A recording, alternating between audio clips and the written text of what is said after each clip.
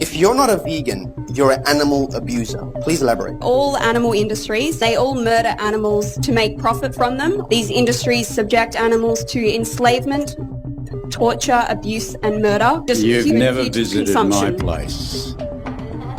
How do you know? Because if you had, you'd know that you're talking a load of shit. For a start, we don't, our animals, my bucks get the girls when the girls are in season, and it's their choice. We allow our kids to stay on their mother. We only take the excess milk.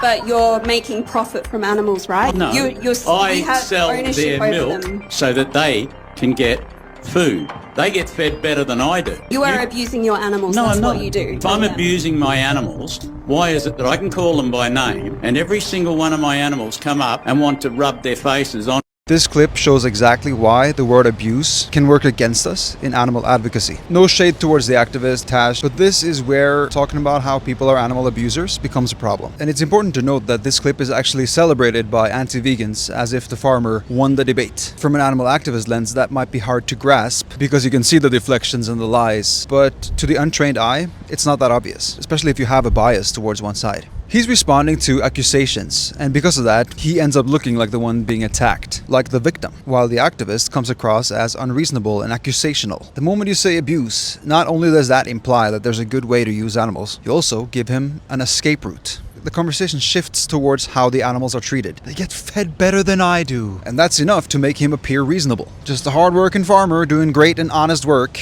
But notice how he refers to them as his animals. My animals. And that's the conversation you want. Why he believes animals are his to use. Why does he view them as his property? Because when you keep it there, he has to defend the belief itself. The idea that animals exist for him. That he is entitled to them. And that's a much harder position to make look reasonable. And a much harder way to present yourself as a victim. Once someone has to justify their entitlement and justify exploitation and ownership, they can't rely on stories about kindness. Once you break it down to the core, it becomes simple. Questions like, do you agree that other animals deserve to be respected as the individuals that they are? If no, you just reveal yourself as an oppressor. If yes, is it possible to respect someone while using them? Would you feel respected if someone used you the same way? Keeping the battleground at the core of the problem always benefits those on the side of truth. Sensational language might sound powerful at face value. It actually helps mask the problem. When you get to the core, you're no longer stuck in arguments about wording and surface level practices. You can now challenge the real issue, the conditioning, the belief that humans are entitled to use other animals. Abuse is the symptom.